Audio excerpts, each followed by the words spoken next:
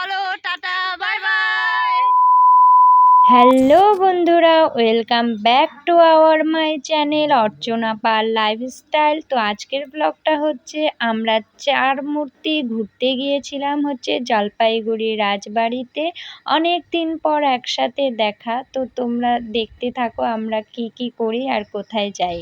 এই একটা হিরোইন যাচ্ছে আমার সাথে, এ হচ্ছে সেই বান্ধবীটা, আগের ব্লগে হয়তো দেখেছো অন্য কোনো ব্লগে। তো দেখো কেমন লাগছে। চলো রাজবাড়ির ভেতরে যাওয়ার জন্য আমরা টিকিট কাটলাম, এখানে 5 টাকা করে টিকিট। যদি কেউ ঘুরতে আসো তাহলে আসতে পারো। তো ফাইনালি আমরা পার্কের ভেতরে ঢুকে গেছি। রাজবাড়ির ব্লগটা তোমরা এর আগেও দেখেছো, তাও যেহেতু আজকে মানে প্রায় কলেজ লাইফ শেষ হওয়ার 1.5 বছর পর আমরা আবার সব কয়েকটা বান্ধবী মিলে ঘুরতে আসলাম।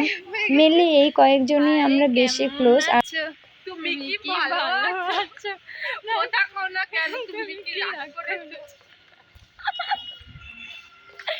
ও ইয়ার, ভিডিও শ্যুট করার জন্য জায়গাটা জাস্ট অসাধারণ, ওয়াও।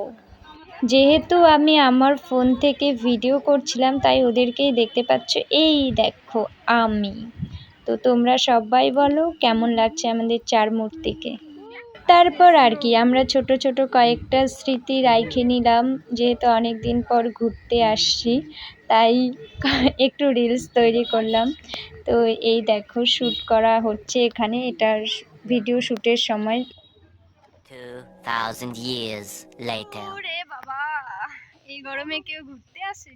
আসলে আমি যখন না বাড়ির থেকে বের হই তখন খুব একটা রৌদ্র ছিল না, বুঝতেই পারিনি দুপুর গড়িয়ে বিকেল যখন হবে রোদের তাপমাত্রাটা এতটাই টেম্পারেচারে আসবে যে বলার বাইরে। আমার পুরা মুখ মানে কি বলবো, এত গরমে ঘেমে ঘেমে শেষ হয়েছি। আর এদিকে আমরা দুজন হাঁটতেছিলাম আর ওইদিকে ওরা জায়গা খুঁজতেছিল, যেহেতু অনেক রৌদ্র, একটু ছায়াও নাই বসবো যে। আর এখানে এটা দেখো শিশুদের উদ্যান, এই জায়গাটা ওরা সবাই মিলে বলতেছে চল আমরাও এখানে খেলা করি। আসলে এই বড়দের তো ঢুকতে দিবে না, জানোই তো বড় হইলে বাচ্চামোগুলো বেশিই ভালো লাগে আমাদের। তো ফাইনালি আমরা ওই আগের 2 বান্ধবীর ওখানে পৌঁছে গেছি। অনেক ঘোরাঘুরির পর একটা জায়গা পাইলাম, এখানে এসেই তো বান্ধবী পুরো সেলফি নেওয়া শুরু করে দিল আর বলতেছে ঢপ মারতেছিস, ভিডিও না করে মানে ফটো না তুলে ভিডিও করছি। যেখানে বান্ধবীর রিয়াকশন দেখো।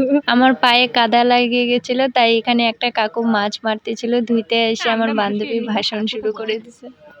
10 বার ভাবতে হয়, যদি বলি ও তখন কি ভাববে সেটা তো ভাইবে আমাদের বলতে হবে না, বলা উচিতই না। হ্যাঁ, মানুষের আয়ু খুব সংকীর্ণ সময়ের জন্য ওটাই ঝগড়াঝাটি। 2000 years later. মাছ মারা কাকুটার সাথে কথা বলতে বলতে কাকুর পেয়ারা গাছে উঠে পেয়ারা তুলতেছে, দেখো এর সাহস। বান্ধবী তখনও গাছের মধ্যে পেয়ারা তুলতেছিল আর আমি এদিকে কাকুর যেহেতু মাছ বড়শিতে লাগছে তাই আমি মাছ টানা দেখতেছিলাম। এই দেখো মাছ, ওয়াও কি সুন্দর না। এখানে তো বান্ধবী ফুল রিয়াকশন দিছে, এমন চিৎকার করে উঠছে রে বাবা।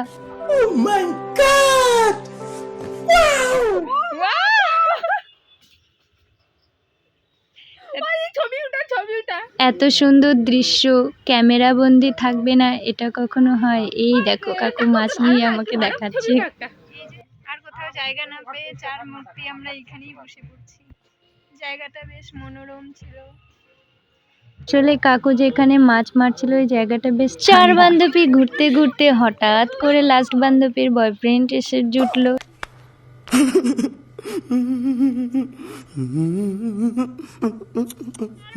এখন পার্ক থেকে বের হয়ে যাচ্ছি, চলো টাটা বাই বাই। খানিকক্ষণ পার্কে সময় কাটানোর পর আমাদের না খুব জোরে খিদে পেয়ে গিয়েছিল। রাজবাড়ির থেকে বেরিয়ে এখানে একটা ফাস্টফুডের দোকান ছিল, এখান থেকে আমরা মোমো অর্ডার করে নিয়েছিলাম। আর মোমো টোমো খেয়ে যেহেতু প্রচণ্ড রোদ ছিল সেই জন্য সবাই মিলে ভাবলাম আইসক্রিম চকোবার খাওয়া যাক। তো খাওয়া দাওয়া সোজা আমি বাড়ির দিকে রওনা। পুরো মুখের অবস্থা দেখো, গিয়েছিলাম এক সুন্দরী রূপে, ফিরে আসলাম এক পেতনি রূপে। তো চলো আজকের ব্লগটা এখান থেকে, সবাই ভালো থেকো সুস্থ থেকো, টাটা বাই বাই।